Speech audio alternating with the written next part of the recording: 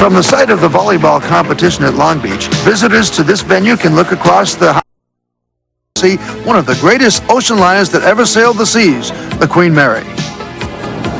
If the various areas of this magnificent vessel could talk, they'd have 1,000 stories to tell. I bet they'd be pretty interesting, too. Well, obviously, that can't happen, but we can take a look around.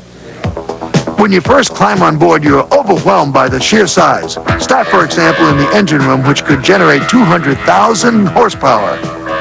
Or consider the turbo generators, which could serve a city of 150,000.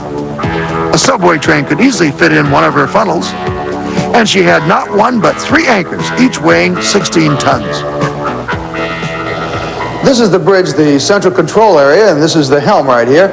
Pretty amazing when you realize that the captain could stand right here and with the help of hydraulic controls move a 40-ton rudder. You know, for a guy who's having trouble getting around Los Angeles these days, I could really be dangerous with this thing.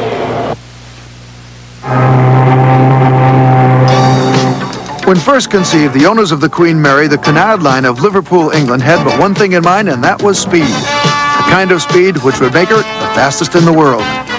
In order to generate this kind of speed, the builders had to design a huge onboard power plant, and consequently, a ship of unprecedented size was needed. When work started on her in 1930 in Clydebank, Scotland, 4,000 workers were employed. 4 years later in Southampton, England, she was ready for launching. However, her name remained a mystery until King George V and Her Majesty Queen Mary attended the christening. I am happy to name this ship the Queen Mary. I wish success to her and to all who sail in her. As 81,000 tons slid into the water, it marked a new era for transatlantic travel. The Queen Mary would reduce the trip from Southampton to New York to 4.5 days, and she would make the crossing exactly 1,000 times, each one during her 31 years of service, adding to her fascinating history. During World War II, the Queen Mary was a troop-carrying ship, and although anti-aircraft guns like this were hastily put on board, fortunately not a shot was fired.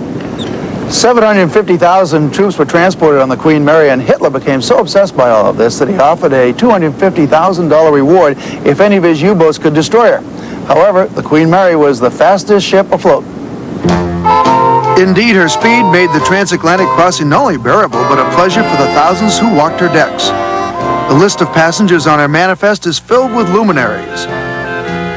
Leaders of nations, such as Sir Winston Churchill, frequented her staterooms.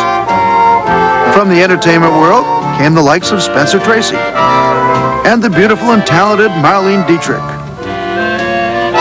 Of course, these faces need no introduction nor identification.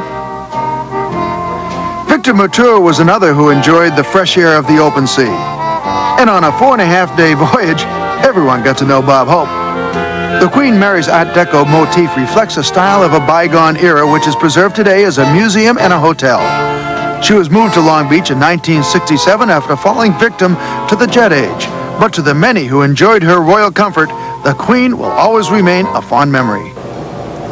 Back on the bridge, and that concludes our tour of the Queen Mary. Quite a ship, isn't it? Makes you almost want to take it out for a little spin. And as the captain used to say to the engine room, full speed ahead, Frank.